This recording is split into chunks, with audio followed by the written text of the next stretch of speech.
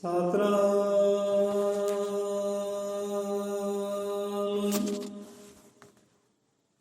ਸ੍ਰੀ ਵਾਲਮੀਕਿ ਸਾਹਿਬ ਜੀ।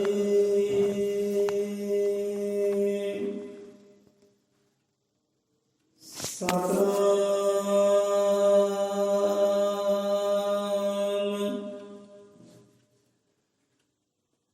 ਵੋਹੀ ਏਕ ਬ੍ਰਹਮ ਵੋਹੀ ਏਕ ਬ੍ਰਹਮ ਵੋਹੀ ਏਕ ਬ੍ਰਹਮ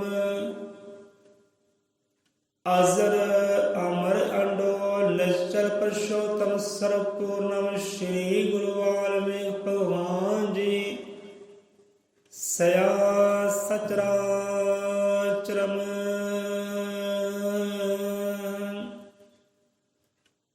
ਸਤਿਨਾਮ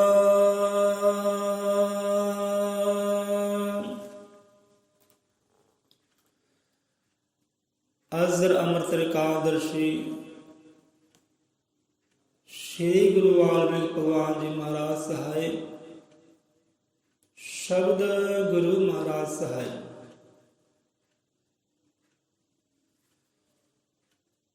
सतगुरां दी रहमत कृपा सदका हाजिर होए इस दरगाह के अंदर रब दे जीवां नूं सतगुर दे प्यारिआं नूं कोटन कोट प्रणाम है। ਅਤੇ ਘਰਾਂ ਵਿੱਚ ਸਾਜੀ ਵਿਰਾਜੀ ਸੰਗਤ ਨੂੰ ਰੱਬ ਦੇ ਜੀਵਾਂ ਨੂੰ ਕੋਟਨ ਕੋਟ ਪ੍ਰਣਾਮ ਹੈ। ਜੈ ਗੁਰਦੇਵ ਧੰਨ ਗੁਰਦੇਵ, ਜੈ ਭੀਮ, ਜੈ ਪਰ, ਜੈ ਸੰਵਿਧਾਨ, ਜੈ ਮੂਲ ਨਿਵਾਸੀ, ਜੈ ਵਾਲਮੀਕ। ਸਭ ਜੀਵਾਂ ਨੂੰ ਭਾਈ ਸਤਿ ਸ਼੍ਰੀ ਅਕਾਲ ਹੈ। ਸੋ ਆ ਜਾਂਦੇ ਅੱਜ ਦੀ ਕਥਾ ਕਹਾਣੀ ਤੇ ਸ਼ਬਦ ਵਿਚਾਰ ਤੇ दाता जी मत समत बख्शिश करे। सो पहला कथा कहानी लेंदे आ। सो गल समझण दी है भाई, गल समझ लो जान लो। एक कथा कहानी भी अनमोल है ते जो गुरां दे शब्द आउणगे वो भी अनमोल है, बहुत कीमती है। जे समझ लो तो कीमती है, ना समझो तो कौडी भी नहीं है, कोई मुल नहीं है। सो आ जाते हैं कथा कहानी ते। सो महात्मा बुद्ध जी होए है। सो महात्मा बुद्ध जी कोल रब दा जीव आउंदा है। रब दा जीव आउंदा है महात्मा जी कोल कि महापुरख महात्मा जी इस जीवन बारे दसो, सानू ये जीवन बारे दसो। इस जीवन की कीमत की है, इस जीवन का मुल की है। ये दुनिया अंदर संसार के अंदर हर शै का मुल है, हर शै की अपनी कीमत है। ये जीवन का कोई ना कोई मुल होवेगा। सो ये जीवन की कीमत बारे, जीवन के मुल बारे सानू दसना करो। महात्मा बुद्ध जी को रब दा जी पुछदा है कि जीवन की कीमत बारे दसो। हुण वेखदे आ भाई, जो कथा कहानी सुनते होणगे वो विचारन कि सानू अपने जीवन की कीमत का पता है, कि सानू अपने जीवन की कीमत का पता है कि नहीं पता, इसका मुल की है। सो सिक्ख्या लैण लई कथा कहानी है किदां महापुरख समझाउंदे ने, क्योंकि संतां दे समझाउण दी तां ढंग तरीके होर हुंदे आ। सो महात्मा जी अपना झोला चकदे ने। झोला चकदे, झोले विचों एक पत्थर देंदे ने, छोटा जिहा कंकर। एक कंकर देंदे ने, भाई आ लै कंकर, इहदा मुल पुछ के आ, इहदी कीमत पुछी, बेचना नहीं है। एक कंकर बेचना नहीं है, ਇਹਦੀ ਕੀਮਤ ਪੁੱਛਣੀ ਹੈ। ਬੰਦਾ ਇਹਦੀ ਕੀਮਤ ਕੀ ਦੇ ਸਕਦਾ ਹੈ, ਇਹ ਪੁੱਛ ਸਕਦਾ ਹੈ। ਇਹਦੀ ਕੀਮਤ ਪੁੱਛ ਲਈ, ਕੀਮਤ ਕਿੰਨੀ ਹੈ, ਪਰ ਵੇਚਣੀ ਨਹੀਂ ਹੈ। ਸੁਨਿਆਰੇ ਕੋਲ ਜਾਈ, ਜੋਹਾਰੀ ਕੋਲ ਜਾਈ, ਕੀਮਤ ਪੁੱਛ ਕੇ ਆਈ। ਅਤੇ ਮਾਰਗ ਵਿੱਚ ਕੋਈ ਵੀ ਜੀਵ ਮਿਲਦਾ ਹੈ, ਰੱਬ ਦਾ ਪਿਆਰਾ ਮਿਲਦਾ ਹੈ, ਕੋਈ ਵੀ ਜੀਵ, ਹਰ ਇੱਕ ਨੂੰ ਪੁੱਛੀ, ਭਾਈ ਆ ਕੰਕਰ ਦੀ ਕੀਮਤ ਕੀ ਹੈ, ਇਹ ਕੰਕਰ ਦਾ ਮੁੱਲ ਕੀ ਹੈ। ਤੁਸੀਂ ਪੁੱਛ ਕੇ ਆਓ, ਫਿਰ ਤੁਹਾਨੂੰ ਅਸੀਂ ਜਵਾਬ ਹੀ ਦਿੰਦੇ ਹਾਂ ਕਿ ਜੀਵਨ ਦਾ ਮੁੱਲ ਕੀ ਹੈ, ਇਹ ਜੀਵਨ ਕੀ ਹੈ। ਸੋ ਜੀਵ ਗਿਆ ਹੈ, ਲਿਆ ਛੋਟੀ ਜਿਹੀ ਕੰਕਰ, ਸੋਚਾ ਕਰਦਾ ਜਾਂਦਾ, ਵਿਚਾਰਾ ਕਰਦਾ ਜਾਂਦਾ, ਹੈ ਤਾਂ ਪੱਥਰ ਹੀ ਹੈ, ਮੈਨੂੰ ਤਾਂ ਪੱਥਰ ਹੀ ਨਜ਼ਰ ਆ ਰਿਹਾ ਹੈ, ਕੀਮਤ ਇਹਦੀ ਕੀ ਹੋਏਗੀ, ਕਿਹੜਾ ਇਹਦੀ ਕੀਮਤ ਪਾਏਗਾ। ਇੱਦਾਂ ਤੁਰਿਆ ਜਾਂਦਾ ਹੈ, ਅੱਗੇ ਰੱਬ ਦੇ ਜੀਵ ਆਉਂਦੇ ਨੇ, ਆਪਣੇ ਧੰਦੇ ਕਰਦੇ ਨੇ, ਕੋਈ ਸਬਜ਼ੀ ਵੇਚਦਾ ਹੈ, ਕੋਈ ਭਾਂਡੇ ਵੇਚਦਾ ਹੈ, ਕੋਈ ਵਪਾਰ ਕਰਦਾ ਹੈ, ਕੋਈ ਦੁਕਾਨਦਾਰੀ ਕਰਦਾ ਹੈ। ਜੋ ਵੀ ਮਿਲਦਾ ਰਸਤੇ ਵਿੱਚ, ਸਬਜ਼ੀ ਵਾਲਾ ਮਿਲਦਾ, ਉਹਨੂੰ ਪੁੱਛਦਾ ਹੈ ਕਿ ਭਾਈ ਆ ਦੇਖੋ, ਮਹਾਤਮਾ ਜੀ ਨੇ ਆ ਕੰਕਰ ਦਿੱਤੀ ਹੈ, ਇਹਦਾ ਮੁੱਲ ਕੀ ਹੈ, ਤੁਸੀਂ ਕੀ ਇਹਦਾ ਮੁੱਲ ਦੇ ਸਕਦੇ ਹੋ। ਸੋ ਸਬਜ਼ੀ ਵਾਲੇ ਨੇ ਕਹਿਣਾ ਕੀਤਾ ਕਿ ਭਾਈ ਮੈਨੂੰ ਨਹੀਂ ਜਾਪਦਾ ਕਿ ਬਹੁਤਾ ਕੀਮਤੀ ਹੋਏਗਾ, ਇੱਦਾਂ ਕਰ, ਕੋਈ ਅੱਧਾ ਕਿਲੋ ਮੇਰੇ ਕੋਲ ਸਬਜ਼ੀ ਲੈ ਜਾ, 2 ਆਲੂ ਲੈ ਜਾ, ਜੇ ਦੇਣੀ ਤਾਂ ਦੇ ਸਕਦਾ, ਇੰਨਾ ਕੁ ਮੁੱਲ ਮੈਂ ਇਹ ਪੱਥਰ ਦਾ ਦੇ ਸਕਦਾ। ਸੋ ਅੱਗੇ ਤੁਰਿਆ, ਸਮਝ ਆ ਗਈ ਕਿ ਸਬਜ਼ੀ ਵਾਲੇ ਨੇ ਮੁੱਲ 2 ਆਲੂ ਪਾਇਆ, ਇੱਕ ਕੰਕਰ ਦਾ। ਅੱਗੇ ਤੁਰ ਗਿਆ, ਕਿਉਂਕਿ ਮਹਾਤਮਾ ਨੇ ਕਹਿਣਾ ਕੀਤਾ ਸੀ ਕਿ ਵੇਚਣਾ ਨਹੀਂ ਹੈ, ਇਹਦਾ ਮੁੱਲ ਪੁੱਛਣਾ ਹੈ, ਕੋਈ ਕੀਮਤ ਕਿੰਨੀ ਪਾਉਂਦਾ ਹੈ, ਪਰ ਵੇਚਣਾ ਨਹੀਂ ਹੈ। ਅੱਗੇ ਗਿਆ, ਅੱਗੇ ਦੁਕਾਨਦਾਰ ਕੋਲ ਗਿਆ ਕਿ ਦੁਕਾਨਦਾਰ ਸਾਹਿਬ, ਮਹਾਤਮਾ ਜੀ ਨੇ, ਸੰਤਾਂ ਨੇ ਆ ਕੰਕਰ ਦਿੱਤੀ ਹੈ, ਤੁਸੀਂ ਇਹਦੀ ਕੀਮਤ ਕੀ ਦੇ ਸਕਦੇ ਹੋ, ਦੱਸੋ ਇਹਦੀ ਕੀਮਤ ਕੀ ਹੈ, ਕੀ ਕੀਮਤ ਪਾਉਂਦੇ ਹੋ ਇਹਦੀ। ਦੁਕਾਨਦਾਰ ਵੀ ਕਹਿਣ ਲੱਗਾ, ਭਾਈ ਕੋਈ ਅੱਧਾ ਕਿਲੋ ਚੀਨੀ ਲੈਣੀ ਹੈ, ਕੋਈ ਨਮਕ ਦਾ ਪੈਕਟ ਲੈਣਾ ਤਾਂ ਲੈ ਜਾ, ਜੇ ਦੇਣੀ ਹੈ ਤਾਂ ਦੇ ਜਾ। ਚਲੋ ਮਹਾਤਮਾ ਦੀ ਨਿਸ਼ਾਨੀ ਸਮਝ ਕੇ ਰੱਖ ਲੈਂਦੇ ਹਾਂ ਕਿ ਸੰਤਾਂ ਦੀ ਨਿਸ਼ਾਨੀ ਹੈ, ਤੇ ਸਾਨੂੰ ਮਿਲ ਗਈ ਹੈ। ਅੱਧਾ ਕਿਲੋ ਚੀਨੀ ਲੈ ਜਾ, ਕੋਈ ਨਮਕ ਦਾ ਪੈਕਟ ਲੈ ਜਾ। ਉਹ ਕਹਿੰਦੇ ਨਹੀਂ ਭਾ, ਕਿ ਭਾਈ ਸਾਹਿਬ ਨਹੀਂ, ਅਸੀਂ ਵੇਚਣਾ ਨਹੀਂ ਹੈ, ਸਿਰਫ ਕੀਮਤ ਪੁੱਛਣੀ ਹੈ, ਜੋ ਮਹਾਤਮਾ ਦਾ ਹੁਕਮ ਹੈ। ਸੋ ਇਹ ਵੀ ਦਿਮਾਗ 'ਚ ਧਾਰਨ ਕਰ ਲਿਆ ਕਿ ਦੁਕਾਨਦਾਰ ਨੇ ਕੀਮਤ ਪਾਈ ਹੈ, ਅੱਧਾ ਕਿਲੋ ਚੀਨੀ ਜਾਂ ਨਮਕ ਦਾ ਪੈਕਟ। ਹੁਣ ਇੱਦਾਂ ਹੀ ਗਾਂਹ ਤੋਂ ਗਾਂਹ ਚਾਲ ਤੁਰੀ ਰਹਿੰਦੀ ਹੈ, ਜੋ ਵੀ ਰਸਤੇ 'ਚ ਮਿਲਦਾ ਉਹਨੂੰ ਪੁੱਛਦਾ ਹੈ। ਕਿਸੇ ਨੇ 2 ਆਲੂ ਕੀਮਤ ਪਾਤੀ, ਕਿਸੇ ਨੇ ਅੱਧਾ ਕਿਲੋ ਚੀਨੀ ਪਾਤੀ, ਕਿਸੇ ਨੇ ਕੋਈ ਗਲਾਸ ਦੀ ਕੀਮਤ ਪਾਤੀ, ਭਾਈ ਗਲਾਸ ਲੈ ਜਾ ਤੇ ਦੇ ਜਾ। ਜਿੱਦਾਂ ਜਿੱਦਾਂ ਕਿਸੇ ਧੰਦੇ ਉੱਦਾਂ ਦੀ ਕੀਮਤ ਪਾ ਦਿੱਤੀ। ਹੁਣ ਇੱਦਾਂ ਹੀ ਜੋ ਹੀਰਿਆਂ ਦਾ ਕੰਮ ਕਰਦੇ ਹੈ, ਸੋਨਾ ਚਾਂਦੀ ਦਾ ਕੰਮ ਕਰਦਾ ਹੈ, ਜੋ ਸੁਨਿਆਰੇ ਲੋਕ ਹੈ, ਉਹਨਾਂ ਕੋਲ ਜਾਂਦਾ ਹੈ, ਕਿਉਂਕਿ ਮਹਾਤਮਾ ਜੀ ਕਹਿਣਾ ਕਹਿੰਦੇ ਭਾਈ ਅਖੀਰ ਵਿੱਚ ਜਾਈ, ਅਖੀਰ ਵਿੱਚ ਉਹਦੇ ਕੋਲ ਜਾਈ। ਹੁਣ ਗਿਆ ਹੈ ਜੋ ਹੀਰੇ ਮੋਤੀਆਂ ਦਾ ਕੰਮ ਕਰਦਾ ਹੈ, ਜਿਹੜੀ ਅੱਖ ਨੂੰ ਹੀਰੇ ਮੋਤੀਆਂ ਦੀ ਪਰਖ ਹੈ, ਪਛਾਣ ਹੈ, ਸੋਨੇ ਚਾਂਦੀ ਦੀ ਪਰਖ ਹੈ, ਕਿਹੜਾ ਖੋਟਾ ਹੈ, ਕਿਹੜਾ ਚੰਗਾ ਹੈ।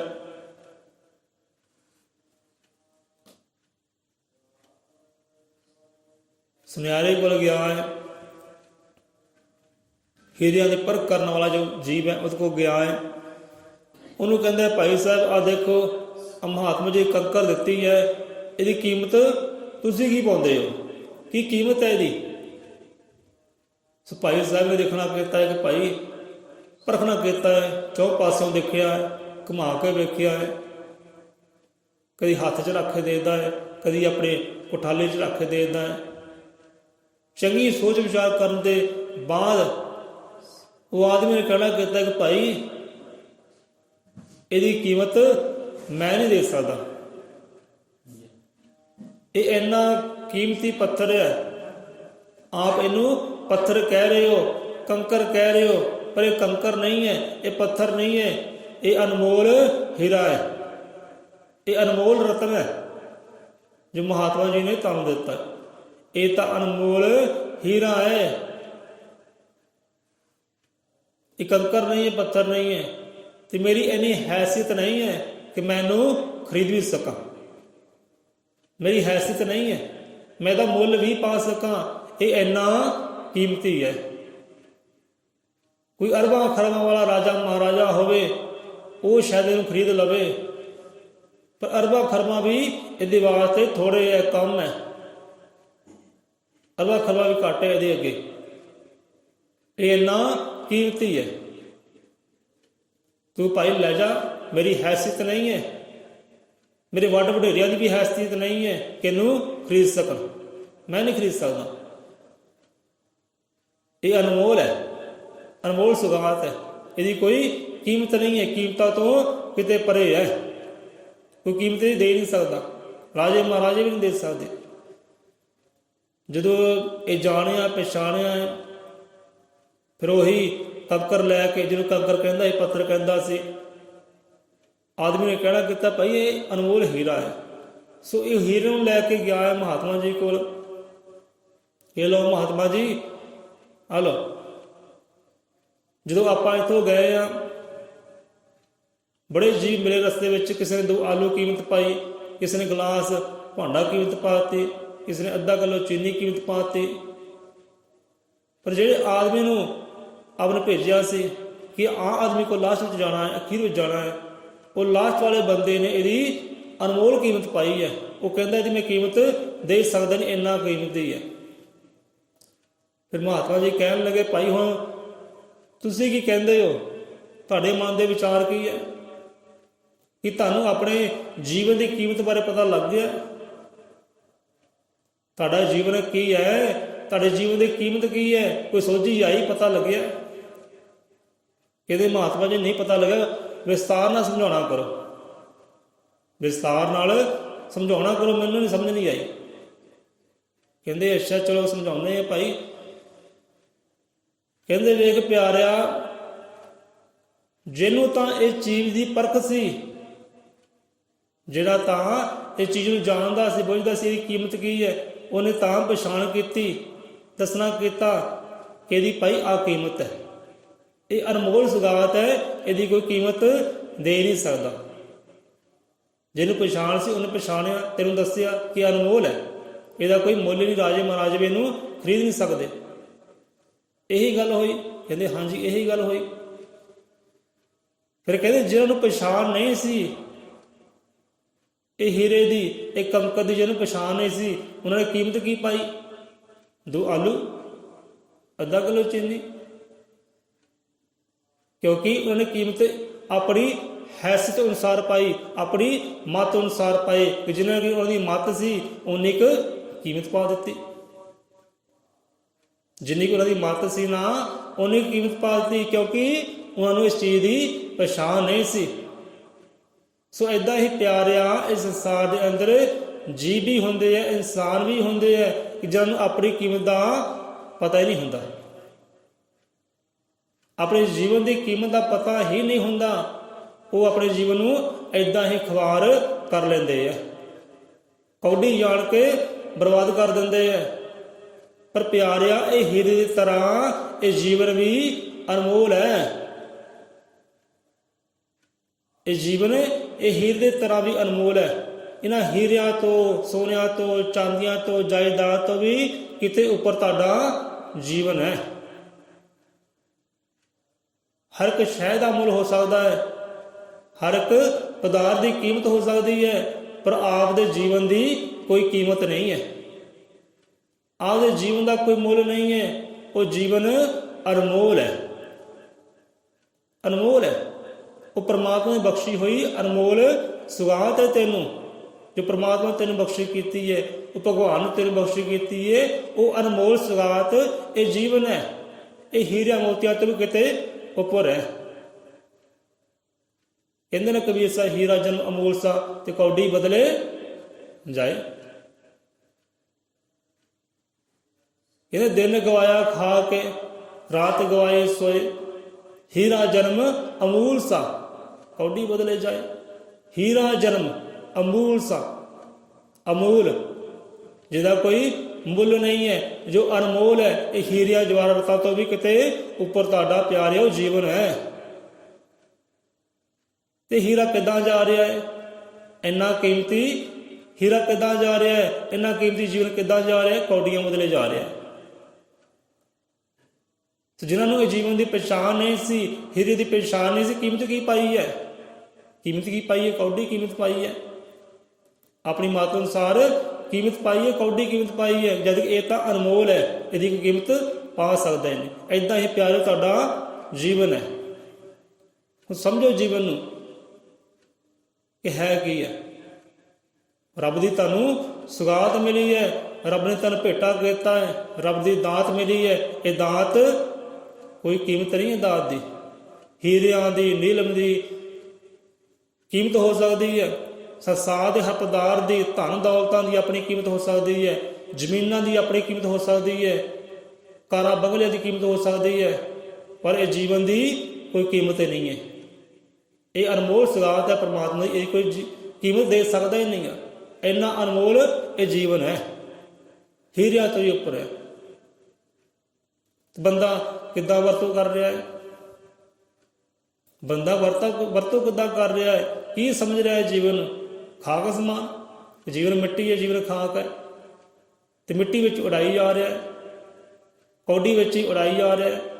ਮੁੱਲ ਕੀ ਪਾ ਰਿਹਾ ਅੱਜ ਦਾ ਜੀਵ? ਕੌਡੀ ਮੁੱਲ ਪਾ ਰਿਹਾ ਜੀਵਨ ਦਾ।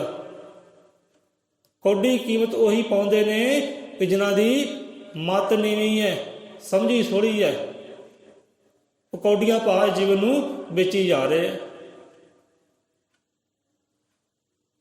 ਦਿਨ ਗਵਾਇਆ ਖਾ ਕੇ ਤੇ ਰਾਤ ਗਵਾਈ ਸੋਏ, ਹੀਰਾ ਜਨਮ ਅਮੋਲ ਸਾ ਕੌਡੀ ਬਦਲੇ ਜਾਏ। ਹੁਣ ਦੇਖੋ ਕਿੱਦਾਂ ਕਿੱਦਾਂ ਦੇ, ਹੁਣ ਆਪਾਂ ਵਿਚਾਰ ਕਰੀਏ, ਗਹਿਰੀ ਵਿਚਾਰ ਜਾਈਏ ਤਾਂ ਕਈਆਂ ਨੂੰ ਗੱਲਾਂ ਭਾਵੇਂ ਤੱਤੀਆਂ ਵੀ ਲੱਗਣੀਆਂ। ਕਿੱਦਾਂ ਆਪਣੇ ਜੀਵਨ ਨੂੰ ਖਵਾਰ ਕਰ ਰਹੇ ਹੈ, ਆਪਣੇ ਜੀਵਨ ਦੀ ਕੀਮਤ ਕੀ ਪਾ ਰਹੇ ਹੈ। ਕਈ ਜੀਵ ਤੱਤੀਆਂ ਲੱਗਣਗੀਆਂ। ਸੋ ਮਹਾਰਾਜ ਬਚਾਵੇ, ਸੋ ਬੰਦੇ ਨੂੰ ਦਾਤਾ ਜੀ ਮੱਤ ਬਖਸ਼ੀ ਕਰੇ, ਜੀਵਨ ਨੂੰ ਸਮਝੇ ਕਿ ਸਾਡੇ ਜੀਵਨ ਦੀ ਕੀਮਤ ਕੀ ਹੈ। ਸੋ ਇੱਦਾਂ ਮਹਾਤਮਾ ਜੀ ਨੇ ਸਮਝਾਉਣਾ ਕੀਤਾ, ਭਾਈ ਜਿਹਨਾਂ ਨੂੰ ਜਿੰਨੀ ਕੁ ਮੱਤ ਸੀ ਉਹਨਾਂ ਕੁ ਮੁੱਲ ਪਾ ਦਿੱਤਾ, ਕਿ ਜਿਹਨੂੰ ਚੰਗੀ ਮੱਤ ਸੀ, ਜਿਹਨੂੰ ਪੱਕੀ ਪਰਖ ਸੀ ਇਹ ਹੀਰੇ ਦੀ, ਇਹ ਜਨਮ ਦੀ, ਉਹਨੇ ਇਹਦਾ ਮੁੱਲ ਪਾਇਆ ਅਨਮੋਲ। ਕਿ ਅਨਮੋਲ ਹੈ ਭਾਈ, ਮੈਂ ਕੀਮਤ ਨਹੀਂ ਦੇ ਸਕਦਾ। ਇਹ ਰੱਬ ਦੀ ਅਨਮੋਲ ਸੁਗਾਤ ਹੈ। ਜੇ ਰੱਬ ਦੀ ਅਨਮੋਲ ਸੁਗਾਤ ਹੈ ਨਾ, ਸਾਹਮਣਾ ਕਰੋ, ਸਾਹਮਣਾ ਕਰੋ। ਕਿੱਦਾਂ ਸਾਹਮਣਾ? ਕਿਉਂਕਿ ਬਹੁਤਾ ਧਨ ਹੋ ਜਾਏ ਨਾ, ਬਹੁਤੇ ਖਜ਼ਾਨੇ ਆ ਜਾਣ, ਉਹ ਸਾਹਮਣੇ ਵੀ ਨਹੀਂ ਆਉਂਦੇ। ਬਿਰਲਾ ਬੰਦਾ ਆਉਂਦਾ ਜਿਹਨੂੰ ਧਨ ਦੌਲਤਾਂ ਸਾਹਮਣੇ ਆ ਜਾਂਦੀਆਂ। ਸੋ ਇੱਦਾਂ ਹੀ ਜੀਵਨ ਹੈ। ਜੀਵਨ ਵੀ ਅਨਮੋਲ ਸੁਗਾਤ ਹੈ ਕਿ ਸਾਂਭਦਾ ਉਹੀ ਹੈ ਜਿਹਨੂੰ ਦਾਤਾ ਜੀ ਮੱਤ ਬਖਸ਼ੀ ਕਰੇ।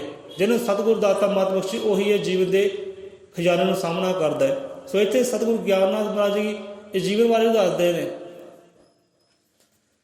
ਇਹ ਦਿਲ ਵਿੱਚ ਠੰਡਾ ਪਾ ਰਹੇ ਸਤਿਗੁਰ ਜੀ ਦੇ ਬੋਲ। ਸਤਿਗੁਰੂ ਸਮਝਾਉਂਦੇ ਆ ਨਾ ਕਿ ਪਿਆਰਿਆ ਤੇਰਾ ਜੀਵਨ ਕੀ ਹੈ, ਕਿੱਧਰ ਗਵਾਈ ਜਾਣਾ ਹੈ, ਕਿੱਧਰ ਮਿੱਟੀ ਕਰੀ ਜਾਣਾ ਹੈ। ਇਹ ਜੀਵਨ ਨੂੰ ਸਾਂਭ। ਦਿਲ ਵਿੱਚ ਠੰਡਾ ਪਾ ਰਹੇ ਸਤਿਗੁਰ ਜੀ ਦੇ ਬੋਲ। ਸਤਿਗੁਰੂ ਕਹਿੰਦੇ ਗੁਰਮੁਖੋ ਇਹ ਜੀਵਨ ਅਨਮੋਲ। ਆਪਣੇ ਸਿੱਖਾਂ ਨੂੰ ਸਮਝਾਉਣਾ ਕਰਦੇ ਨੇ, ਰੱਬ ਦੇ ਜੀਵਨ ਨੂੰ ਸਮਝਾਉਣਾ ਕਰਨਗੇ, ਇਹ ਜੀਵੋ, ਇਹ ਪ੍ਰਾਣੀਓ, ਇਹ ਜੀਵਨ ਏਦਾਂ ਖਵਾਰ ਨਾ ਕਰ ਲਿਓ, ਏਦਾਂ ਹੀ ਬਰਬਾਦ ਨਾ ਕਰ ਲਿਓ। ਇਹ ਨਸ਼ਿਆਂ ਵਿੱਚ, ਵਿਸ਼ਿਆਂ ਵਿੱਚ, ਵਿਕਾਰਾਂ ਵਿੱਚ, ਗੁਨਾਹਾਂ ਵਿੱਚ, ਨਫ਼ਰਤ ਵਿੱਚ, ਘਿਰਨਾ ਵਿੱਚ ਏਦਾਂ ਹੀ ਕਿਤੇ ਖਵਾਰ ਨਾ ਕਰਕੇ ਚਲੇ ਜਾਇਓ। ਇਹਨੂੰ ਸਮਝੋ ਜੀਵਨ ਨੂੰ। ਜਿਹਨੇ ਅਨਮੋਲ ਸੁਗਾਤ ਬਖਸ਼ੀ ਕੀਤੀ ਹੈ ਨਾ, ਉਹ ਅਨਮੋਲ ਪਰਮਾਤਮਾ ਵੀ ਇਹਦੇ ਅੰਦਰ ਹੀ ਵਸਦਾ ਹੈ। ਇਹ ਜੀਵਨ ਅੰਦਰ ਹੀ ਵਸਦਾ ਹੈ। ਇਹਨੂੰ ਸਮਝਣਾ ਕਰੋ, ਇਹਦੀ ਕੀਮਤ ਨੂੰ ਜਾਣੋ। ਇਹਦੀ ਕੀਮਤ ਕੀ ਹੈ? ਐਵੇਂ ਕੌਡੀਆਂ ਦੇ ਭਾਅ ਵੇਚਣਾ ਨਾ ਕਰੋ, ਕੌਡੀਆਂ ਦੇ ਭਾਅ ਨਾ ਵੇਚਣਾ ਕਰੋ। ਬੰਦਾ ਦੇਖੋ ਕਿੱਥੇ ਕਿੱਥੇ ਵੇਚ ਰਿਹਾ ਜੀਵਨ ਨੂੰ, ਕਿੱਦਾਂ ਕਿੱਦਾਂ ਖਵਾਰ ਕਰ ਰਿਹਾ ਹੈ, ਕਿਹੜੇ ਕਿਹੜੇ ਵਿਕਾਰ ਆਪਣੇ ਅੰਦਰ ਧਾਰਨ ਕਰੀ ਜਾ ਰਿਹਾ ਹੈ। ਦਿਲ ਵਿੱਚ ਠੰਡਾ ਪਾ ਰਹੇ ਸਤਿਗੁਰੂ ਜੀ ਦੇ ਬੋਲ। ਸਤਿਗੁਰੂ ਕਹਿੰਦੇ ਗੁਰਮੁਖੋ ਇਹ ਜੀਵਨ ਅਨਮੋਲ। ਸਤਿਗੁਰ ਦਾਤੇ ਸਮਝਾਉਂਦੇ ਨੇ, ਭਾਈ ਜੀਵਨ ਕੀ ਹੈ, ਕਿੱਦਾਂ ਜੀਣਾ ਹੈ ਜੀਵਨ। ਕਿੱਦਾਂ ਜੀਵਨ ਵਿੱਚੋਂ ਆਨੰਦ ਪੈਦਾ ਕਰ ਸਕਦਾ ਹੈ, ਕਿੱਦਾਂ ਜੀਵਨ ਵਿੱਚੋਂ ਪਰਮਾਤਮਾ ਰੂਪੀ ਸੁੱਖ ਪ੍ਰਗਟ ਕਰ ਸਕਦਾ ਹੈ, ਇਹ ਸਤਿਗੁਰੂ ਸਮਝਾਉਂਦੇ ਨੇ। ਹੁਣ ਮੰਨ ਲਓ ਭਾਈ ਤੁਹਾਡੇ ਕੋਲ ਅਨਮੋਲ ਸੁਗਾਤ ਹੈ, ਅਨਮੋਲ ਹੀਰੇ ਮੋਤੀ ਜਵਾਹਰ ਰਾਤ ਹੈ, ਤੁਹਾਡੇ ਹਿਰਦੇ ਅੰਦਰ ਸੀਨੇ ਅੰਦਰ ਅਨਮੋਲ ਖਜ਼ਾਨੇ ਹੈ। ਹੁਣ ਜਿਨ੍ਹਾਂ ਨੂੰ ਖਜ਼ਾਨੇ ਦੀ ਸਮਝ ਨਹੀਂ ਹੈ ਉਹ ਇੱਦਾਂ ਹੀ ਮਰ ਜਾਣ, ਮੁੱਕ ਜਾਣ। ਆਪ ਵੀ ਮਰ ਗਏ, ਆਪ ਵੀ ਮੁਰ ਗਏ, ਮੁੱਕ ਗਏ, ਤੇ ਜੋ ਅੰਦਰ ਖਜ਼ਾਨਾ ਸੀ ਉਹ ਵੀ ਸੜ ਗਿਆ, ਗਲ ਗਿਆ, ਦਫਨ ਹੋ ਗਿਆ, ਤੇ ਫਾਇਦਾ ਕੀ ਹੋਇਆ? ਫਾਇਦਾ ਕੀ ਹੋਇਆ? ਰੱਬ ਨੇ ਅਨਮੋਲ ਖਜ਼ਾਨੇ ਦਿੱਤੇ, ਤੁਹਾਡੇ ਹਿਰਦੇ ਅੰਦਰ ਭਰਨੇ ਕੀਤੇ। ਜਿਵੇਂ ਸਤਿਗੁਰੂ ਨਾਨਕ ਕਹਿੰਦੇ ਨੇ, ਬਾਣੀ ਵਿੱਚ ਵੀ ਬਹੁਤ ਅੰਗਾਂ ਤੇ ਆਉਂਦਾ ਹੈ ਕਿ ਮੱਤ ਵਿੱਚ ਰਤਨ ਜਵਾਹਰ ਮਾਣਕ, ਮੱਤ ਵਿੱਚ ਰਤਨ ਜਵਾਹਰ ਮਾਣਕ, ਕਿ ਹੀਰਿਆਂ ਮੋਤੀਆਂ ਚ ਵੀ ਪਰੇ ਕਿਤੇ ਇਹੋ ਜਿਹੇ ਖਜ਼ਾਨੇ ਪਏ ਆ ਤੇਰੀ ਮੱਤ ਦੇ ਅੰਦਰ, ਤੇਰੇ ਹਿਰਦੇ ਅੰਦਰ। ਵਿਚਾਰ ਤਾਂ ਕਰ ਜਰਾ, ਪ੍ਰਗਟ ਤਾਂ ਕਰ ਜਰਾ। ਪ੍ਰਗਟ ਕਿੱਦਾਂ ਹੋਵੇ, ਜਾਣਿਆ ਕਿੱਦਾਂ ਜਾਵੇ ਕਿ ਸਤਿਗੁਰ ਤੋਂ ਬਿਨਾਂ ਇਹ ਨਹੀਂ ਜਾਣਿਆ ਜਾਣਾ। ਸਤਿਗੁਰ ਦਾਤਾ ਸਮਝਾਉਂਦਾ ਹੈ ਭਾਈ ਜੀਵਨ ਕੀ ਹੈ, ਤੇਰੇ ਅੰਦਰ ਖਜ਼ਾਨਾ ਕਿਹੜਾ ਹੈ, ਉਹ ਅਨਮੋਲ ਸੁਗਾਤ ਕਿਹੜੀ ਹੈ ਤੇਰੇ ਅੰਦਰ। ਹੁਣ ਜਿਹਨੂੰ ਜਾਣਕਾਰੀ ਨਹੀਂ ਭਾਈ ਮੇਰੇ ਅੰਦਰ ਅਨਮੋਲ ਖਜ਼ਾਨੇ ਪਏ ਹੈ, ਉਹ ਇੱਦਾਂ ਹੀ ਗਲ ਗਿਆ, ਸੜ ਗਿਆ, ਮਰ ਗਿਆ, ਮੁੱਕ ਗਿਆ, ਨਾ ਤਾਂ ਆਪ ਕੋਈ ਫਾਇਦਾ ਲੈ ਸਕਿਆ ਤੇ ਨਾ ਕੋਈ ਦੂਜੇ ਨੂੰ ਫਾਇਦਾ ਦੇ ਸਕਿਆ। ਇੱਦਾਂ ਹੀ ਹੋਈ ਨਾ, ਅੰਦਰ ਖਜ਼ਾਨਾ ਸੀ, ਸਮਾਂ ਆਇਆ ਮਰ ਗਿਆ, ਸ਼ਮਸ਼ਾਨ ਘੜ ਗਿਆ, ਸੜ ਗਿਆ, ਜ਼ਮੀਨ 'ਚ ਦਫਨ ਹੋ ਗਿਆ, ਤੇ ਫਾਇਦਾ ਕੀ ਹੋਇਆ? ਨਾ ਤਾਂ ਆਪ ਕੋਈ ਫਾਇਦਾ ਖੱਟ ਸਕਿਆ ਤੇ ਨਾ ਦੂਜੇ ਨੂੰ ਹਟਾ ਸਕਿਆ, ਨਾ ਲੁਟਾ ਸਕਿਆ। ਸੰਤਾਂ ਨੇ ਲੁਟਾਇਆ, ਗੁਰੂਆਂ ਨੇ ਲੁਟਾਇਆ, ਉਹਨਾਂ ਨੇ ਆਪਣੇ ਜੀਵਨ ਨੂੰ ਸਮਝਿਆ, ਜਾਣਿਆ, ਆਪ ਵੀ ਲਾਭ ਲਿਆ ਤੇ ਹੋਰਨਾਂ ਨੂੰ ਵੀ ਲਾਭ ਦਿੱਤਾ, ਹੋਰਨਾਂ ਨੂੰ ਲਾਭ ਦਿੱਤਾ ਇਹ ਜੀਵਨ ਦਾ। ਅੱਜ ਸਤਿਗੁਰ ਦਾਤੇ ਸਿੱਖਿਆ ਦੇ ਰਹੇ, ਗਿਆਨ ਦੇ ਰਹੇ, ਇਹੀ ਅਨਮੋਲ ਸੁਗਾਤਾਂ ਹੈ ਉਹਨਾਂ ਦੀਆਂ। ਰੱਬ ਦੇ ਰਾਹ ਦਿਖਲਾ ਗਏ ਹੈ, ਇਹੀ ਅਨਮੋਲ ਸੁਗਾਤਾਂ ਉਹਨਾਂ ਦੀਆਂ।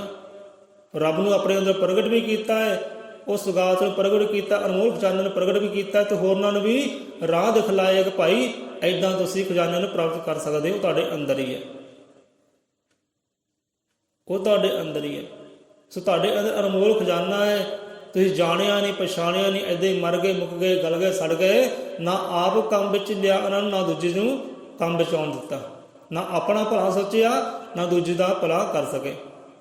ਕਿਉਂਕਿ ਸੰਤਾਂ ਨੇ ਦੇਖੋ ਜਾਣਿਆ, ਪਛਾਣਿਆ, ਆਪਣਾ ਵੀ ਭਲਾ ਕੀਤਾ ਹੈ, ਆਪਣਾ ਦੇਹੀ ਵੀ ਸਵਾਰੀ ਹੈ, ਆਪਣਾ ਜਨਮ ਵੀ ਸਫਲ ਕੀਤਾ ਤੇ ਦੂਸਰਿਆਂ ਦਾ ਵੀ ਜਨਮ ਸਫਲ ਕਰਕੇ ਗਏ ਹੈ।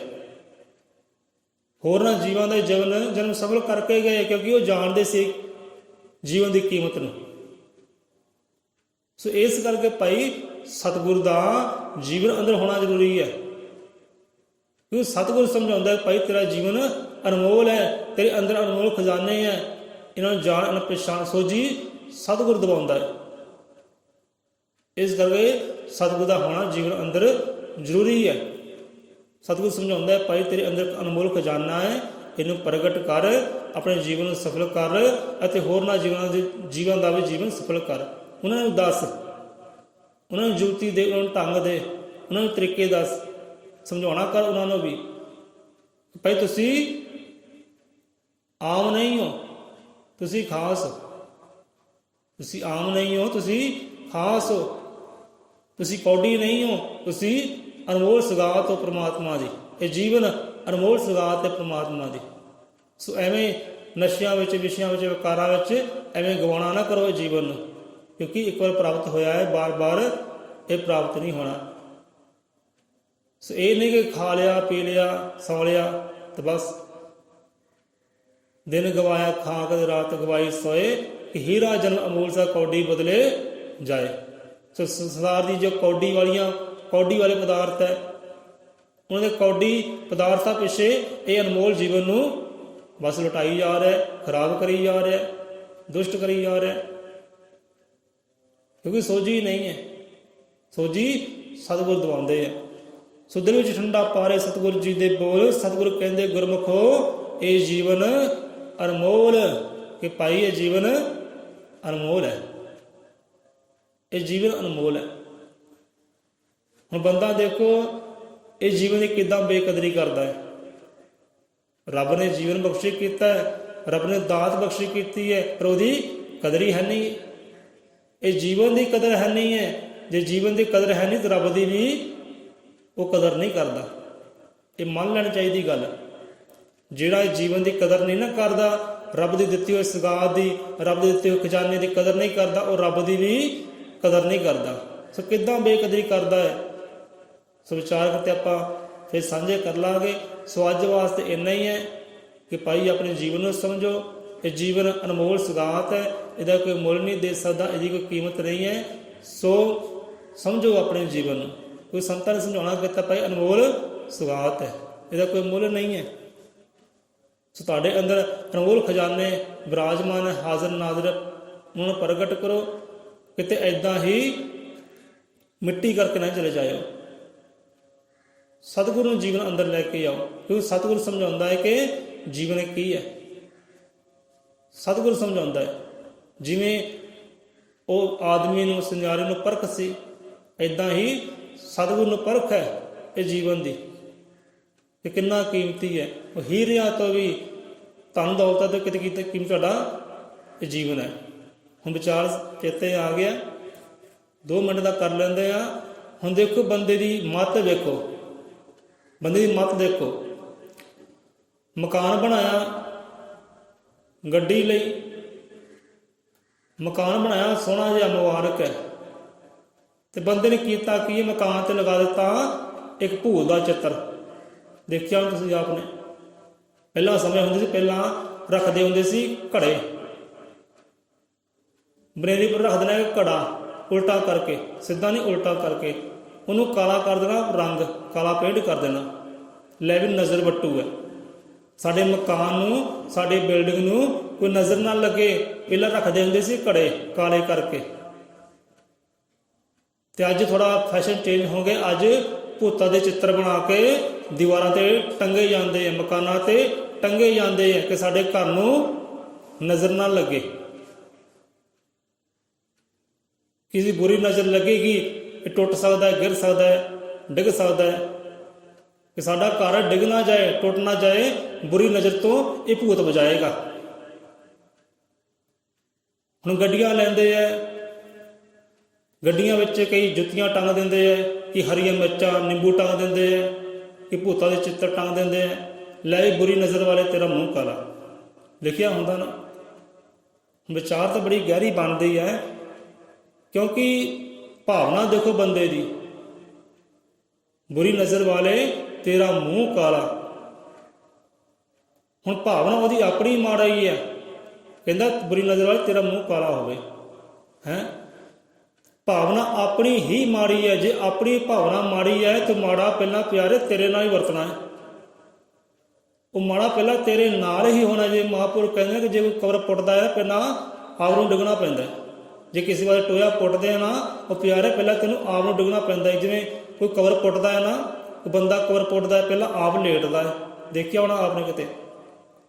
ਜੇ ਕਿਸੇ ਵਾਸਤੇ ਕਬਰ ਪੁੱਟਦੇ ਆ ਨਾ, ਉਹ ਜਿਉਂਦਾ ਜਾਗਦਾ ਬੰਦਾ ਕਬਰ ਪੁੱਟਦਾ ਤਾਂ ਹੈ, ਪਰ ਜਿਹੜਾ ਕਬਰ ਪੁੱਟਦਾ ਹੈ ਨਾ, ਪਹਿਲਾਂ ਆਪ ਉਹ ਲੇਟਦਾ ਹੈ, ਵਿੱਚ ਲੇਟ ਕੇ ਮਹਿਸੂਸ ਕਰਦਾ ਹੈ ਕਿ ਮੈਨੂੰ ਮਹਿਸੂਸ ਕੀ ਹੋ ਰਿਹਾ। ਜਿਹੜਾ ਬੰਦਾ ਆਪ ਹੀ ਕਹਿ ਰਿਹਾ ਹੈ ਕਿ ਬੁਰੀ ਨਜ਼ਰ ਵਾਲੇ ਤੇਰਾ ਮੂੰਹ ਕਾਲਾ, ਭਾਈ ਤੇਰੀ ਨਜ਼ਰ ਜਿਹੜੀ ਬੁਰੀ ਹੈ। ਹੁਣ ਜਿਹੜੀ ਨਜ਼ਰ ਰੱਬ ਨੇ ਬਖਸ਼ਿਸ਼ ਕੀਤੀ ਹੈ, ਬੁਰੀ ਕਿੱਦਾਂ ਹੋ ਸਕਦੀ ਹੈ। ਜਿਹੜੀ ਨਜ਼ਰ, ਜਿਹੜੀ ਅੱਖ ਰੱਬ ਨੇ ਬਖਸ਼ਿਸ਼ ਕੀਤੀ ਹੈ, ਜਿਹੜੀ ਅਨਮੋਲ ਸੌਗਾਤ ਰੱਬ ਨੇ ਬਖਸ਼ਿਸ਼ ਕੀਤੀ ਹੈ, ਨਜ਼ਰ, ਇਹ ਜੋਤ, ਇਹ ਨੂਰ, ਕਹਿੰਦੇ ਨੇ ਰੱਬ ਦਾ ਨੂਰ, ਰੱਬ ਦੀ ਜੋਤ। ਰੱਬ ਦੀ ਜੋਤ ਸਾਡੀਆਂ ਅੱਖਾਂ ਹੈ। ਰੱਬ ਦੀ ਜੋਤ, ਰੱਬ ਦਾ ਨੂਰ ਸਾਡੀਆਂ ਅੱਖਾਂ ਹੈ। ਅੱਖਾਂ ਬੰਦ ਕਰੋ ਹਨੇਰਾ ਹੈ, ਅੱਖਾਂ ਖੋਲੋ ਤੋਂ ਚਾਨਣ ਹੈ, ਰੋਸ਼ਨੀ ਹੈ। ਸੋ ਇਹ ਰੱਬ ਦੀ ਜੋਤ ਹੈ। ਉਹ ਰੱਬ ਦੀ ਜੋਤ ਨੂੰ ਮੰਦਾ ਬੋਲੀ ਜਾ ਰਿਹਾ, ਬੁਰਾ ਕਹੀ ਜਾਂਦਾ ਹੈ। ਤੇ ਕਿਹਨੂੰ ਬੁਰਾ ਕਹਿ ਰਿਹਾ? ਰੱਬ ਨੂੰ ਬੁਰਾ ਕਹਿ ਰਿਹਾ ਨਾ। ਤੇ ਜੇ ਰੱਬ ਨੂੰ ਬੁਰਾ ਕਹਿੰਦਾ ਤੇ ਬੁਰਾ ਉਹਦੇ ਨਾਲ ਪਹਿਲਾਂ ਹੁੰਦਾ ਹੈ, ਦੂਜੇ ਦਾ ਭਾਵੇਂ ਹੋਵੇ ਚਾਹੇ ਨਾ ਹੋਵੇ। ਤੁਸੀਂ ਦੇਖਿਓ ਜਿਹੜਾ ਗੱਡੀਆਂ ਤੇ ਲਿਖਿਆ ਹੁੰਦਾ ਨਾ ਬੁਰੀ ਨਜ਼ਰ ਵਾਲੀ ਤੇਰਾ ਮੂੰਹ, ਉਹ ਸਾਰਿਆਂ ਤੋਂ ਟੁੱਟੀ ਭੱਜੀ ਹੁੰਦੀ ਹੈ। ਉਹ ਸਾਰਿਆਂ ਤੋਂ ਟੁੱਟੀ ਭੱਜੀ ਹੁੰਦੀ ਹੈ। ਉਹਦੀ ਸਭ ਤੋਂ ਬੁਰੀ ਹਾਲਤ ਹੁੰਦੀ ਹੈ ਜਿੱਥੇ ਲਿਖਿਆ ਹੁੰਦਾ ਬੁਰੀ ਨਜ਼ਰ ਵਾਲੇ ਤੇਰਾ ਮੂੰਹ ਕਾਲਾ। ਅਤੇ ਲਿਖਿਆ ਕਹਿਣਾ ਹੁੰਦਾ ਹੈ ਜਾਂ ਆਟੋ ਰਿਕਸ਼ਾ ਹੁੰਦਾ ਹੈ, ਜਾਂ ਛੋਟੀ ਗੱਡੀ ਹੁੰਦੀ, ਜਾਂ ਟਰੱਕ ਹੁੰਦੇ ਆ, ਤੇ ਸਭ ਤੋਂ ਮੰਦਾ ਹਾਲ ਵੀ ਉਹਦੇ ਹੁੰਦਾ ਹੈ। ਰਗੜਾਂ ਲੱਗੀਆਂ ਹੁੰਦੀਆਂ, ਝੀਟਾਂ ਲੱਗੀਆਂ ਹੁੰਦੀਆਂ, ਕੋਈ ਬਾਰੀ ਹੁੰਦੀ, ਕੋਈ ਨਹੀਂ ਹੁੰਦੀ। ਇਦਾਂ ਹੋਵੇ, ਕਿਉਂਕਿ ਭਾਵਨਾ ਆਪਣੀ ਬੁਰੀ ਹੈ ਤੇ ਕਹਿਣਾ ਦੂਜੇ ਨੂੰ ਹੈ। ਹੁਣ ਦੇਖੋ ਲੱਖਾਂ ਦੀਆਂ ਗੱਡੀਆਂ, ਕੋਈ 25 ਲੱਖ ਦੀ, 30 ਲੱਖ ਦੀ, 35 ਲੱਖ ਦੀ ਗੱਡੀ ਹੈ, ਉਹ ਕਿਉਂ ਨਹੀਂ ਲਗਾਉਂਦੇ? ਉਹ ਕਿਉਂ ਨਹੀਂ ਲਗਾਉਂਦੇ ਆਪਣੀ ਗੱਡੀਆਂ ਉੱਤੇ ਇਹ ਜਿਹੇ ਨਾਟਕਬਾਜੀ? ਕਿਉਂਕਿ ਉਹਨਾਂ ਨੂੰ ਮੱਤ ਹੈ, ਮੱਤ ਦਿੱਤੀ ਹੈ ਸਤਿਗੁਰ ਨੇ। ਚਲੋ ਆ ਜਾਂਦੇ ਵਿਚਾਰ ਤੇ। ਹੁਣ ਮਕਾਨ ਤੇ ਲਾਤਾ ਕਾਲਾ ਬੁੱਤ, ਠੀਕ ਹੈ, ਗੱਡੀ ਤੇ ਲਾਤਾ ਕਾਲਾ ਬੁੱਤ, ਗੇਟਾਂ ਵਿੱਚ ਲਾਤੇ ਨਿੰਬੂ। ਅਸੀਂ ਵੇਖੇ ਆ, ਆਪਨੇ ਕੀ ਵੇਖੇ? ਹੁਣ ਗੇਟ, ਮੇਨ ਗੇਟ ਹੁੰਦਾ, ਉੱਤੇ ਨਿੰਬੂ ਟੰਗੇ ਹੁੰਦੇ, ਹਰੀਆਂ ਮਿਰਚਾਂ ਟੰਗੀਆਂ ਹੁੰਦੀਆਂ ਕਿ ਬੁਰੀ ਨਜ਼ਰ ਨਾ ਲੱਗੇ, ਬੁਰੀ ਨਜ਼ਰ ਨਾ ਲੱਗੇ। ਹੁਣ ਕਹਿੰਦੇ ਕਿ ਸਾਡਾ ਮਕਾਨ ਕੀਮਤੀ ਹੈ ਤਾਂ ਅਸੀਂ ਕੀਤਾ, ਸਾਡੀ ਗੱਡੀ ਕੀਮਤੀ ਹੈ ਤਾਂ ਅਸੀਂ ਕੀਤਾ।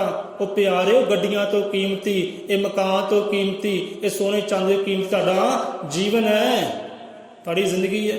ਹੁਣ ਏਦਾਂ ਕਰੋ, ਇੱਕ ਬੁੱਤ ਆਪਣੇ ਗਲ 'ਚ ਵੀ ਪਾ ਲਓ, ਇੱਕ ਜੁੱਤੀ ਲੈ ਕੇ ਨਾ ਪਰੋ ਕੇ ਇੱਕ ਜੁੱਤੀ ਗਲ 'ਚ ਵੀ ਪਾ ਲਓ, ਕਿਉਂਕਿ ਗੱਡੀਆਂ ਤੋਂ ਕੀਮਤੀ ਆਪਣਾ ਜੀਵਨ ਹੀ ਹੈ ਨਾ। ਜਦੋਂ ਜੀਵਨ ਤੇ ਵਿਪਤਾ ਆਉਂਦੀ ਹੈ, ਜੀਵਨ ਤੇ ਸੰਕਟ ਆਉਂਦਾ ਹੈ, ਬੰਦਾ ਕਹਿੰਦਾ ਮੇਰੀ ਗੱਡੀ ਜਾਂਦੀ ਤੇ ਜਾਵੇ, ਮੇਰੇ ਧਨ ਦੌਲਤਾਂ ਜਾਂਦੀਆਂ ਜਾਵੇ, ਜ਼ਮੀਨਾਂ ਜਾਂਦੀਆਂ ਜਾਵੇ, ਮੇਰਾ ਮਕਾਨ ਜਾਂਦਾ ਤੇ ਜਾਵੇ, ਮੈਂ ਫਿਰ ਕਮਾ ਲਵਾਂਗਾ ਜੇ ਮੇਰਾ ਜੀਵਨ ਹੋਏਗਾ ਤਾਂ। ਸੋ ਮੇਰਾ ਜੀਵਨ ਬਚੇ। ਸੋ ਭੈਣੋ ਭਰਾਵੋ, ਮੇਰਾ ਜੀਵਨ ਬਚਾ ਲਓ, ਮੇਰੀ ਜ਼ਿੰਦਗੀ ਬਚਾ ਲਓ। ਮੇਰਾ ਮਕਾਨ ਜਾਂਦਾ ਹੈ ਤਾਂ ਜਾਵੇ, ਗੱਡੀ ਜਾਂਦੀ ਹੈ ਜਾਵੇ, ਧਨ ਦੌਲਤਾਂ ਜਾਂਦੀ ਹੈ ਜਾਵੇ, ਮੈਂ ਫਿਰ ਕਮਾ ਲਵਾਂਗਾ, ਪਰ ਮੇਰਾ ਜੀਵਨ ਬਚਾ ਲਓ। ਹੁਣ ਕੀਮਤੀ ਚੀਜ਼ ਕਿਹੜੀ ਹੈ? ਹੁਣ ਕੀਮਤੀ ਮਕਾਨ ਹੋਇਆ, ਕੀਮਤੀ ਗੱਡੀ ਹੋਈ, ਜਾਂ ਕੀਮਤੀ ਕਿਹੜੇ ਪਦਾਰਥ ਹੈ? ਤੁਹਾਡਾ ਜੀਵਨ ਹੀ ਕੀਮਤੀ ਹੈ ਨਾ, ਜੀਵਨ ਕੀਮਤੀ ਹੈ। ਜੇ ਜੀਵਨ ਨੂੰ ਕੀਮਤੀ ਸਮਝਦੇ ਹੋ ਤਾਂ ਇੱਕ ਜੁੱਤੀ ਆਪਣੇ ਗਲ 'ਚ ਹੀ ਪਾ ਲਓ, ਇੱਕ ਭੂਤ ਦਾ ਚਿੱਤਰ ਆਪਣੇ ਗਲ 'ਚ ਹੀ ਪਾ ਲਓ ਕਿ ਇਹਨੂੰ ਨਜ਼ਰ ਨਾ ਲੱਗੇ। ਮਕਾਨ ਨੂੰ ਨਜ਼ਰ ਲੱਗ ਜਾਏ ਕੋਈ ਗੱਲ ਨਹੀਂ, ਫਿਰ ਬਣ ਜਾਏਗਾ, ਤੇ ਜੀਵਨ ਨੂੰ ਨਜ਼ਰ ਲੱਗ ਗਈ ਫਿਰ ਇਹ ਤਾਂ ਨਹੀਂ ਬਣਨਾ ਮੁੜ ਕੇ। ਸੋ ਮਕਾਨਾਂ ਨਾਲੋਂ, ਹੀਰਿਆਂ ਨਾਲੋਂ, ਦੌਲਤਾਂ ਨਾਲੋਂ, ਜਗੀਰਾਂ ਨਾਲੋਂ ਕਿ ਤੁਹਾਡਾ ਵੱਧ ਕੀਮਤੀ ਜੀਵਨ ਹੈ। ਇਹ ਸੰਤ ਮਹਾਂਪੁਰਖ ਸਮਝਾਉਂਦੇ ਨੇ ਕਿ ਭਾਈ ਐਵੇਂ ਖਵਾਰ ਕਰਕੇ ਨਾ ਚੱਲ ਜੀ, ਐਵੇਂ ਮਿੱਟੀ ਕਰਕੇ ਨਾ ਚੱਲ ਜੀ। ਇਹ ਅਨਮੋਲ ਸੁਗਾਤ ਵਿੱਚ ਉਹ ਅਨਮੋਲ ਪਰਮਾਤਮਾ ਨੂੰ ਕਿਤੇ ਪ੍ਰਗਟ ਕਰ ਲਈ, ਉਹਨੂੰ ਮਹਿਸੂਸ ਕਰ ਲਈ। ਇਹ ਹੋਣਾ ਤਦ ਹੀ ਜਦੋਂ ਸਤਿਗੁਰ ਦਿਆਲ ਹੋਣਗੇ, ਇਹ ਸਤਿਗੁਰ ਮਹਾਰਾਜ ਸਮਝਾਉਣਗੇ ਕਿ ਤੁਹਾਡੇ ਅੰਦਰ ਹੀਰਾ ਹੈ, ਉਹਨੂੰ ਜਾਣ ਲਓ, ਉਹਨੂੰ ਪਛਾਣ ਲਓ। ਐਵੇਂ ਮਰ ਨਾ ਜਾਇਓ, ਮੁੱਕ ਨਾ ਜਾਇਓ, ਸੜ ਨਾ ਜਾਇਓ, ਗਲ ਨਾ ਜਾਇਓ। ਆਪਣੀ ਵੀ ਕਦਰ ਕਰ ਲਓ, ਆਪਣੇ ਜੀਵਨ ਦੀ ਕਦਰ ਵੀ ਕਰ ਲਓ ਕਿ ਹੋਰ ਨਾਲ ਵੀ ਇਹ ਜੀਵਨ ਜਾਚ ਸਿਖਾ ਕੇ ਜਾਓ। ਭਾਈ ਜੀਵਨ ਹੈ ਕੀ ਹੈ, ਕਿੱਦਾਂ ਕਦਰ ਕਰਨੀ ਹੈ ਇਹਦੀ, ਇਹ ਸਿਖਾ ਕੇ ਜਾਓ। ਉਧਰ ਸਤਿਗੁਰ ਦਾਤਾ ਸਿਖਾਉਂਦਾ ਹੈ ਤੇ ਤੁਸੀਂ ਹੋਰ ਨਾਲ ਜੀਵਨ ਸਿਖਾਉਣਾ ਕਰਦੇ ਹੋ। ਭਾਈ ਜੀਵਨ ਵਾਕਈ ਅਨਮੋਲ ਸੁਗਾਤ ਹੈ, ਇਹਦਾ ਕੋਈ ਮੁੱਲ ਨਹੀਂ ਦੇ ਸਕਦਾ। ਦਿਲ ਵਿੱਚ ਠੰਡਾ ਪਾ ਰਿਹਾ ਸਤਿਗੁਰੂ ਜੀ ਦੇ ਬੋਲ, ਸਤਿਗੁਰੂ ਕਹਿੰਦੇ ਗੁਰਮੁਖੋ ਇਹ ਜੀਵਨ ਅਨਮੋਲ। ਸੋ ਇੱਥੇ ਹੀ ਆਪਾਂ ਵਿਸ਼ਰਾਮ ਲੈਂਦੇ ਹਾਂ। ਮਹਾਰਾਜ ਇੰਨੇ ਕੀ ਹਾਜ਼ਰੀ ਦਰ ਪ੍ਰਵਾਨ ਕਰੇ। ਦਾਤਾ ਜੀ ਸਭ ਜੀਵਾਂ ਨੂੰ ਮਤ ਬਖਸ਼ੀ ਕਰੇ, ਸਰਮਤ ਬਖਸ਼ੀ ਕਰੇ, ਸਭ ਜੀਵਾਂ ਤੇ ਰਹਿਮਤਾਂ ਕਰੇ, ਬਖਸ਼ਿਸ਼ਾਂ ਕਰੇ। ਸਭਨਾਂ ਦੇ ਹਿਰਦਿਆਂ ਨੂੰ ਆਪਣੇ ਨਾਮ ਦੇ ਨਾਲ ਨੂਰੋ ਨੂਰ ਕਰਦੇ ਮੇਰੇ ਦਾਤਾ ਜੀ। ਸਭਨਾਂ ਤੇ ਅਸੀਂ ਕਿਰਪਾ ਕਰੇ। ਬੋਲੇ ਸੋ ਨਿਰਭੈ ਅਜ਼ਰ ਮਤਨ ਕਾਲਦਰਸ਼ੀ, ਸ੍ਰਿਸ਼ਟੀ ਕਰਤਾ ਵਾਲਮੀਕ ਦਇਆਵਾਨ ਜੀ ਕੀ ਜੈ।